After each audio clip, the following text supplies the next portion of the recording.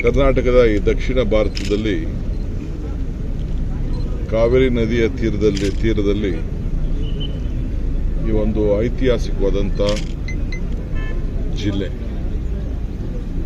ಧಾರ್ಮಿಕ ವನ್ಯ ಪ್ರದೇಶದಲ್ಲಿ ಅಡಗಿರೋಂಥ ಇದೊಂದು ಪುಣ್ಯ ಭೂಮಿ.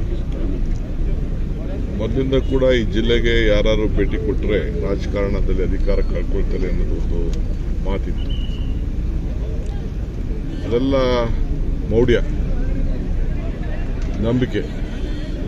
ಎಲ್ಲಿ ಭಕ್ತಿ ಇದೆಯೋ ಅಲ್ಲಿ ಭಗವಂತ ಇದ್ದಾನೆ. ಇವತ್ತು ಮಲೆಮಹದೇಶ್ವರ, ಈ ಮಧ್ಯರಂಗ, ಸಿದ್ದಪ್ಪಾಜಿ, ಬಿಳಿರಂಗೇನಕೆಟ್ಟ, ಗೋಪಾಲ ಸ್ವಾಮಿ, ಇವೆಲ್ಲ ಈ ಪುಣ್ಯಕ್ಷೇತ್ರಗಳು. ಆಮೇಲೆ ಚಾಮುಂಡೇಶ್ವರ, ಇವೆಲ್ಲ ಪುಣ್ಯಕ್ಷೇತ್ರಗಳು ಎಲ್ಲ ಜನ ನಡ್ಕೊಂಡು ಅವ್ರದ್ದು ಆಸೆ ಆಕಾಂಕ್ಷೆಗಳನ್ನು, ನೆಮ್ಮದಿಯನ್ನು ತೀರಿಸ್ಕೊಳ್ಳಿಕ್ಕೆ ಇಲ್ಲಿಗೆ ಬರ್ತಾರೆ. ಪ್ರತಿ ವರ್ಷ ಶ್ರೀರಂಗಪಟ್ಟಣ, ಮಧ್ಯರಂಗ, ಅಂತರಂಗ ಈ ಮೂರು ಕಡೆ ಕೂಡ ಬೆಳಗ್ಗೆಯಿಂದ ಹೊತ್ತು ಮುಳುಗಿ ಒಳಗಡೆ ಮೂರನ್ನ ಪ್ರವಾಸ ಮಾಡೋಂಥ ಒಂದು ಪದ್ಧತಿಯನ್ನು ಕೂಡ ಇಟ್ಕೊಂಡಿದ್ದಾರೆ. ಇವತ್ತು ರಂಗನಾಥ ಸ್ವಾಮಿಯ ಈ ದೇವಸ್ಥಾನದಲ್ಲಿ ಜೀರ್ಣೋದ್ಧಾರದ ಕೆಲಸ ಇಲ್ಲಿ ನಮ್ಮ ಸರ್ಕಾರದ ಜೊತೆಯಲ್ಲಿ ನಮ್ಮ ಖಾಸಗಿ ಒಬ್ಬ ಸ್ನೇಹಿತರು ಮಹೇಶ್ ರೆಡ್ಡಿಯವರು ಇದನ್ನು ಕೆಲವು ನಿರ್ವಹಿಸಿದ್ದಾರೆ. ನಾನು, ಜಿಲ್ಲಾ ಮಂತ್ರಿಗಳು, ಧಾರ್ಮಿಕ ಮಂತ್ರಿಗಳು, ನಮ್ಮೆಲ್ಲ ಶಾಸಕರುಗಳು ನಾವೆಲ್ಲ ಬಂದು ಈ ಒಂದು ಪವಿತ್ರವಾದಂಥ ಕಾರ್ಯಕ್ರಮದಲ್ಲಿ ನಾವು ಪಾಲ್ಗೊಳ್ತಾ ಇದ್ದೀವಿ. ಇವತ್ತು ಕ್ಯಾಬಿನೆಟ್ಟು ಇದೆ. ಆದರೂ ಕೂಡ ಇವತ್ತು ಜನರ ನೆಮ್ಮದಿಗೆ ನಾನಾಗಲೇ ಹೇಳ್ದಂಗೆ ಭಕ್ತಿಗೂ ಭಗವಂತನಿಗೂ ವ್ಯವಹಾರ ಮಾಡೋಂಥ ಸ್ಥಳ ದೇವಾಲಯ. ಸೊ ಅದರಿಂದ ಈ ಪುಣ್ಯಕ್ಷೇತ್ರ ಯಾತ್ರಿಕರಿಗೆ ಭಾಳ ಪ್ರಸಿದ್ಧವಾದ್ದು. ಈ ಜಾಗದಲ್ಲಿ ತಮ್ಮ ಗೊತ್ತಿದೆ, ಗಗನಚುಕ್ಕಿ, ಬರಂಚುಕ್ಕಿ, ಇದು ನಾವು ಯಾರು ಸೃಷ್ಟಿ ಮಾಡಿದಲ್ಲ, ಇದು ಪ್ರಕೃತಿಯ ಒಂದು ದೊಡ್ಡ ಕೊಡುಗೆ. ಆ ಕೊಡುಗಡೆ ನೂರಾರು ಭಕ್ತಾದಿಗಳು ಮತ್ತು ಪ್ರವಾಸಿಗರು ಬರ್ತಾ ಇದ್ದಾರೆ. ನಮ್ಮ ಸರ್ಕಾರ ಕೂಡ ಇವತ್ತು ಅನೇಕ ಅಭಿವೃದ್ಧಿ ಕೆಲಸವನ್ನು ಎಲ್ಲ ಕಡೆ ಇವತ್ತು ಮಾಡ್ಕೊಂಡು ಬಂದಿದೆ. ಎಲ್ಲ ಕ್ಯಾಬಿನೆಟ್ ಕೂಡ ಮೊನ್ನೆ ಮಾಡಿ ಈ ಜಿಲ್ಲೆಗೆ ಒಂದು ವಿಶೇಷವಾದಂಥ ಕೊಡುಗೆಗಳನ್ನು ಕೂಡ ನಾವು ಕೊಟ್ಟಿದ್ದೇವೆ. ಜೊತೆಗೆ ಇಂಡಸ್ಟ್ರಿಯಲ್ ಗ್ರೋತ್ ಕೂಡ ಆಗಬೇಕು ಅನ್ನೋ ದೃಷ್ಟಿಯಿಂದ ಮೊನ್ನೆ ಕೂಡ ಕೆಲವು ಅನೇಕ ತೊಡಕುಗಳಿದ್ದಂಥದ್ದು ಕೂಡ ನಾವೆಲ್ಲ ಸರಿಪಡಿಸಿದ್ದೇವೆ.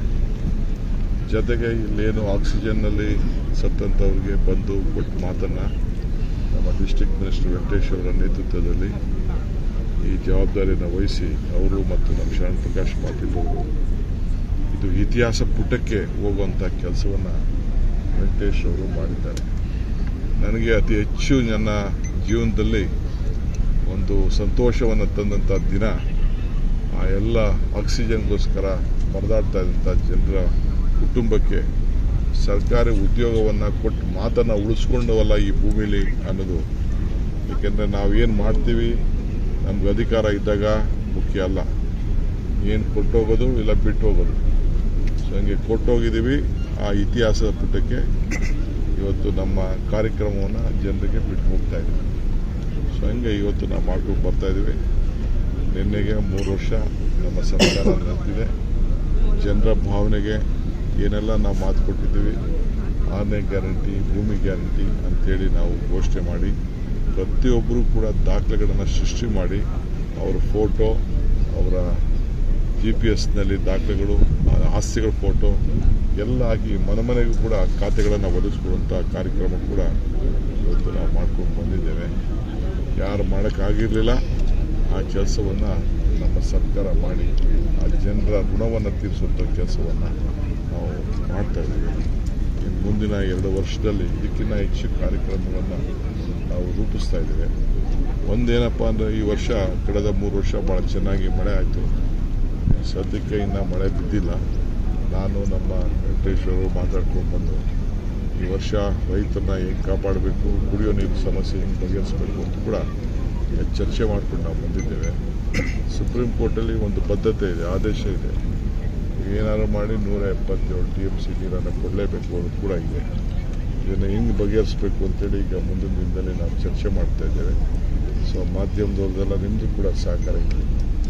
ನೀಟ್ ಪರೀಕ್ಷೆಯ ಕಳ್ಳಾಟದ ವಿರುದ್ಧ ಪ್ರತಿಭಟನೆ ಆಗಿದೆ. ಮೇಕೆದಾಟು ಸುಪ್ರೀಂ ಕೋರ್ಟಲ್ಲಿ ಇದು ತಮಿಳುನಾಡಿಗೆ ಯಾವ ಥರದ ಹಕ್ಕಿಲ್ಲ. ತಮಿಳುನಾಡು ಏನಿದ್ರು ಕೂಡ CWCಗೆ ಹೋಗಿ CWCವರು ಇದರ ಬಗ್ಗೆ ಮಾಡಬೇಕು ಅನ್ನೋದು, ಅದನ್ನು ನಮ್ಮ ಕರ್ನಾಟಕ ಸರ್ಕಾರದ ಪರವಾಗಿ ಅವರ ಅರ್ಜಿಯನ್ನು ವಜಾ ಮಾಡಿದ್ದಾರೆ. ಈಗ ನಾವು DPR ಕೂಡ ನಾವು ತಯಾರು ಮಾಡಿದ್ದೇವೆ. ಮೇಕೆದಾಟು ಆಫೀಸ್ ಓಪನ್ ಮಾಡಿದ್ದೇವೆ. ಜಮೀನನ್ನು ಗುರುಸ್ತಾ ಇದ್ದೇವೆ. ಫಾರೆಸ್ಟ್ ಜಮೀನಿಗೆ ಆಲ್ಟರ್ನೇಟಿವ್ ಜಮೀನು ಕೊಡಬೇಕು ಅಂತ ಗುರುಸ್ತಾ ಇದ್ದೇವೆ. ಅದನ್ನು ಕೊಟ್ಬಿಟ್ಟು ಈಗ ಹೊಸ DPRನ ಕೊಡ್ತಾ ಇದ್ದೇವೆ. ಸೆಂಟ್ರಲ್ ಗೌರ್ಮೆಂಟ್ ಪರ್ಮಿಷನ್ ಕೊಟ್ಟ ಮೇಲೆ ಅದನ್ನು ಭೂಮಿ ಪೂಜೆಯನ್ನು ಮಾಡ್ತೀವಿ.